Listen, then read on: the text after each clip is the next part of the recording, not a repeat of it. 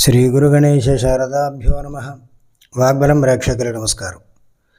మనకి మే నెల 1వ తేదీ నుంచి 31వ తేదీ వరకు మేషరాశి వారికి గోచార స్థితి ఏ విధంగా ఉందంటే, గ్రహస్ఫుటం ఆలోచించినట్లయితే మేషంలో రవి బుధులు 15వ తేదీన రవి వృషభంలోకి వెళ్ళడం, అలాగే బుధుడు 14వ తేదీన వృషభంలోకి పెడతాడు, శుక్రుడు వృషభంలోను మిథునంలోకి 14వ తేదీ వెళ్ళడం, గురుడు మిథునంలో ఉండడం, సింహంలో కేతువు, తులలో చంద్రుడు, కుంభంలో రాహువు, మీనంలో శని కుజుడు.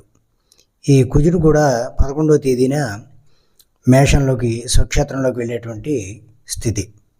అయితే మేషరాశి వారికి ఏ విధంగా ఉంది అని ఆలోచించినట్లయితే, మేషరాశి వారికి ఇప్పటిదాకా ఉన్నటువంటి కొన్ని సోదరభావంతో ఉన్నటువంటి విరోధాలు కానీ ఆస్తి తగాదాలు కానీ కొంత తగ్గేటువంటి ఆలోచన కనపడుతోంది.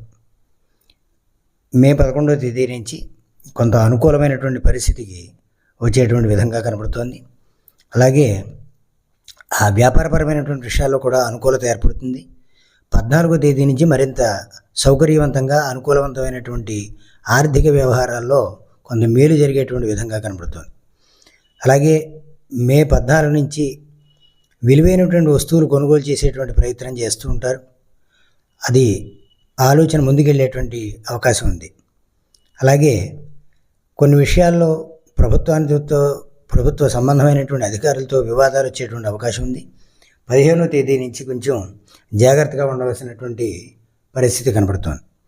మరింత మేలైనటువంటి పరిస్థితుల కోసం శం శనయ్య నమః అనేటువంటి మంత్రం జపం చేయడం, నిత్యము కూడా ఆదిత్య హృదయం వినడం వల్ల అద్భుతమైనటువంటి ఫలితం లభిస్తుంది. గోచార విషయంలో సూచన మాత్రంగా చెప్పబడేటువంటి ఈ విషయాలు గమనిస్తూ, లగ్నస్ఫుటాన్ని కూడా గ్రహిస్తూ ఈ రెండింటి సమన్వయంతో జాతకాన్ని పరిశీలించవలసిందిగా కోరుతున్నాను.